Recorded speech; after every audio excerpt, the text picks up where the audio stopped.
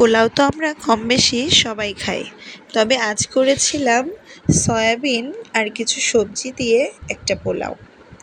এর আগেও আমি কয়েকবার এটা করেছি, তবে খেতে বেশ ভালোই লাগে।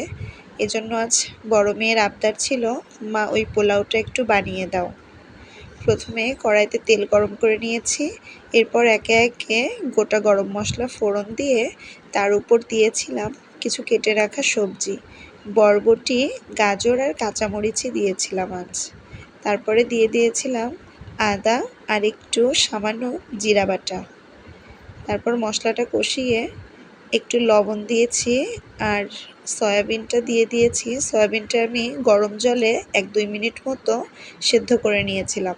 তারপর ঠান্ডা জলে কয়েকবার ধুয়ে ভালোভাবে জল ঝরিয়ে তারপর এই মশলার ভিতর দিয়ে একটু কষিয়ে নিচ্ছি। যখন সয়াবিনটা বেশ জলটা শুকিয়ে আসবে, তারপর এর ভিতরে আমি দিয়ে দেব ধুয়ে রাখা পোলাওয়ের চাল।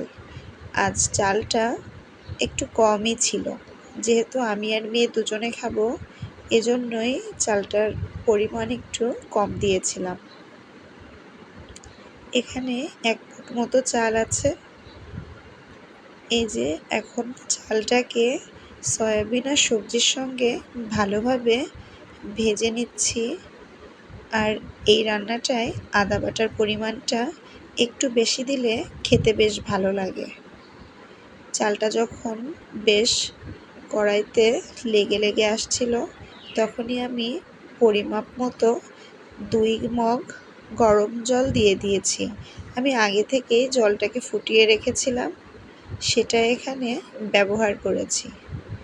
তারপর স্বাদ মতো লবণ আর সামান্য একটু চিনি দিয়েছি, আর দিয়েছিলাম একটু কেওড়া জল। কেওড়া জলটা আমি ব্যবহার করেছিলাম শুধুমাত্র সেন্টের জন্য। আর এই যে পোলাওয়ের সাথে খাওয়ার জন্য গরম গরম একটু বেগুনি ভেজে দিয়েছিলাম।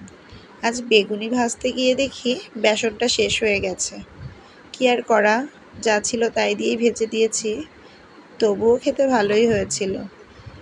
আর এই যে টমেটো আর শসা কেটে নিয়েছি একটু, সাথে নিয়েছিলাম অল্প একটু লেবু।